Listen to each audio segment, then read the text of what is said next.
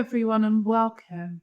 If you spent any time in the world of conscious creation or law of assumption, you've definitely heard the core instruction: live in the end.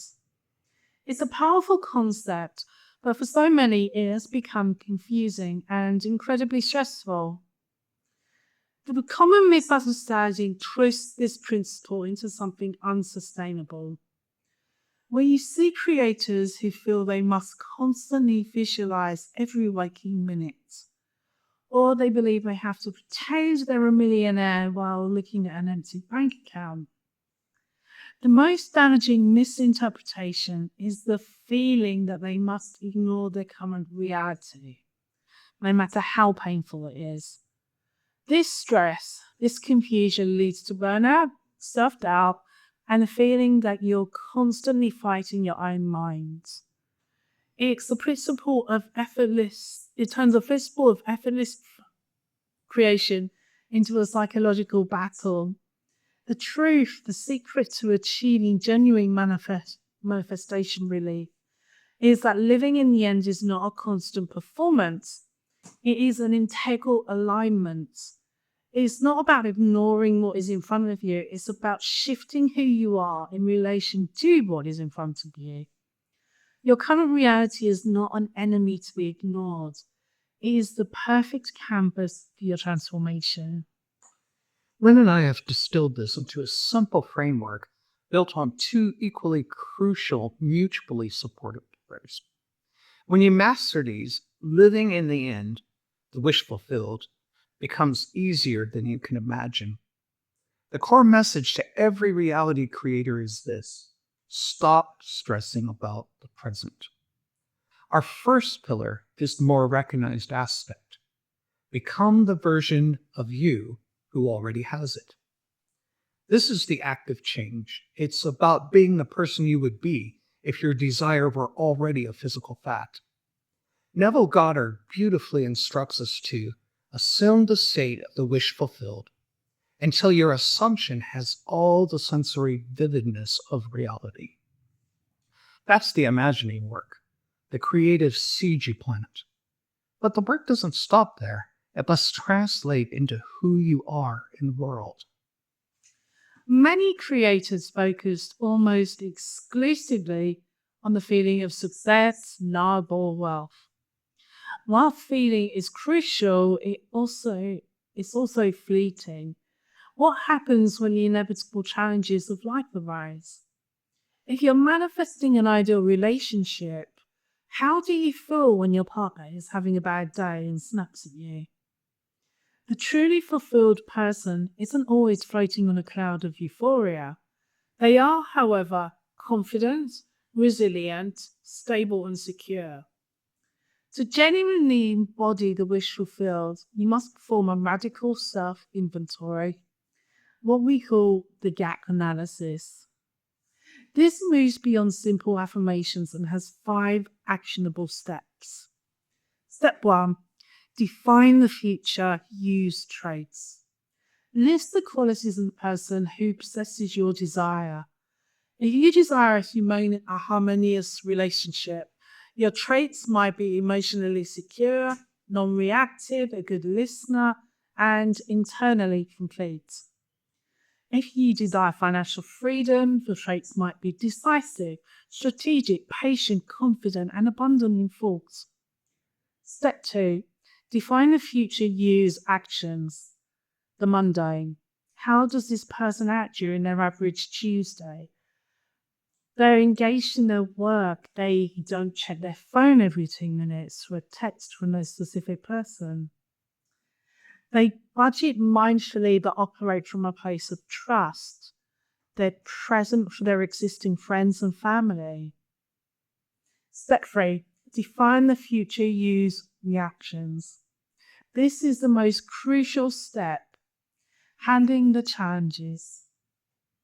How does this person handle adversity related to the manifestations? If a 3D person you're manifesting is distant, the future use reaction is, that's fine, my inner reality is solid, I will respond from love and security, not anxiety. I know what's coming.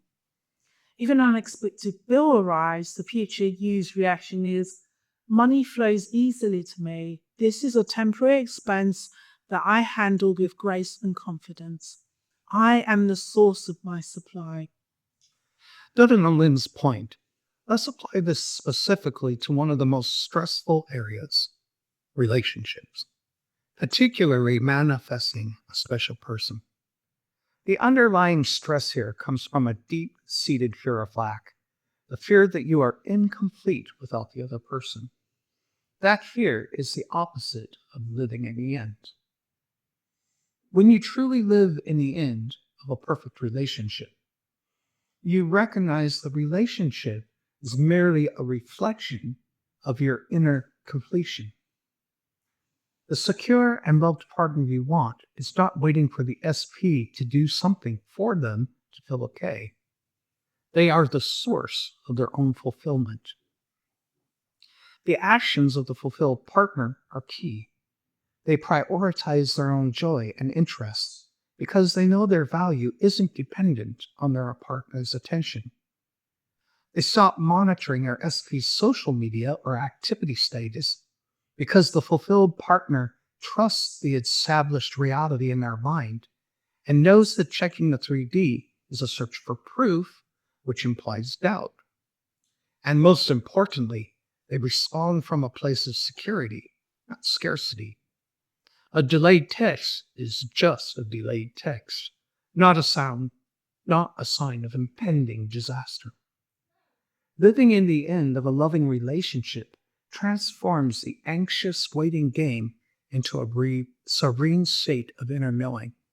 The shift is what dismantles resistance and allows the manifestation to effortlessly take form. You are already whole. The relationship simply mirrors that wholeness back to you. Steps 4 and 5 of the gap analysis are crucial for implementation. Step 4, identify the gap. Look at your lists honestly, but not self-critically. Step 5, close the gap. The only true work is to start implementing those traits and actions today. If the successful version of you is resilient, practice resilience when your internet goes out. If the version of you is in a perfect relationship is non-reactive, practice non-reactivity the next time a friend cancels plans. You're not pretending to have it. You are being the consciousness from which it must emerge. This is the act of change. The second pillar is the absolute secret to achieving relief. Living fully in the present moment. This is the passive acceptance. As Paul mentioned, the stress comes from the perceived conflict. How can you live in the end while simultaneously living in the now? We try to ignore the present, treating it like an enemy that must be fixed or denied. But if you are truly living in the end, you assume you are on the way to your wish fulfilled. Therefore, everything happening now, the job, the current status, must necessarily be part of the path getting you there. When you resist the present moment, you're telling the universe, my current reality is wrong. I must fight this reality to get my desired reality. This action of resistance is a declaration of lack. It's an affirmation that you live in a reality that is flawed and needs fixing. Since the world is a mirror, the more you seek things to fix, the more situations that need fixing will keep showing up. Your focus on fighting your freedom reality is just more evidence that you're not living in the security at the end. Living in the present moment is different from being complacent. You're not being asked to say, I give up, this lack is my fate.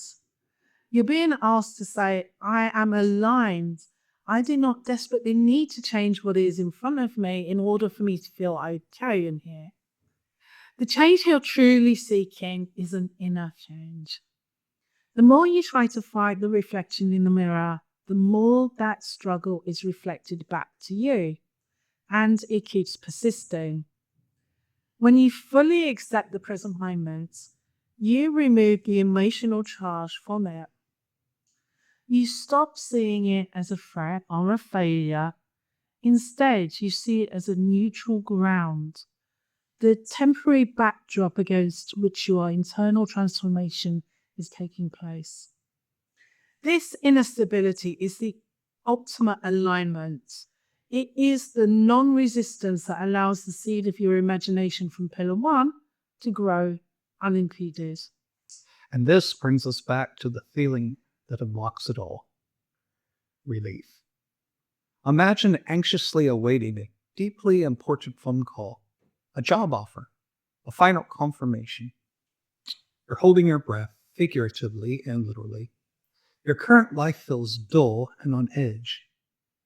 The moment you get the good news and hang up, you experience a profound physical shift. A filter comes off the world. Mundane tasks suddenly feel cheerful. Life itself feels neutral and effortless because your mind is no longer held captive by the future outcome. This is the true state of living in the end. It's the quiet internal knowing that releases the anxiety and allows you to be fully present in your life. You sigh that deep sigh of relief. Neville Goddard spoke directly to this, saying, "Relief is the most keenly felt pleasure," and that reaching that point of relief is the confirmation that your inner work is done. It's the sign you have successfully impregnated the subconscious mind with the wish fulfilled. You don't have to wait for the 3D to confirm your success before you allow yourself to feel this relief. The power of conscious creation is that you can conjure this state. Stop searching for proof. If you are checking for a sign, a text, or a bank deposit, you are subtly telling your mind that the reality you created in pillar one is not real enough. The person who lives in the in trusts the internal reality that they've established. Instead, fully engage in the mundane. The fulfilled person is still doing laundry and walking the dog. They're simply doing these things with peace and presence, unburdened by anxiety. When you catch yourself spiraling into worry, choose the emotion of relief. Tell yourself, "I already have it. I am relieved." This anxiety is no longer necessary. You're not ignoring reality. You're overriding an obsolete emotional state with the truth of your fulfilled desire. Living in the end is not about constant mental acrobats. It's about establishing a new, non-negotiable inner state. When you combine the determined action of being the wish fulfilled, pillar one, the act of change, with the inner peace of accepting the present moment, pillar two, the passive acceptance, you create the perfect fertile ground for manifestation. The moment you stop stressing about the present is the moment you give the universe the emotional and mental space it needs to deliver the physical confirmation. Breathe deeply, feel the relief, and enjoy the present moment. You've already done the work. Now, just live it. If this framework resonated with you, and if you're ready to stop fighting your current reality and start living in the serenity of the end, please take a moment to like this video.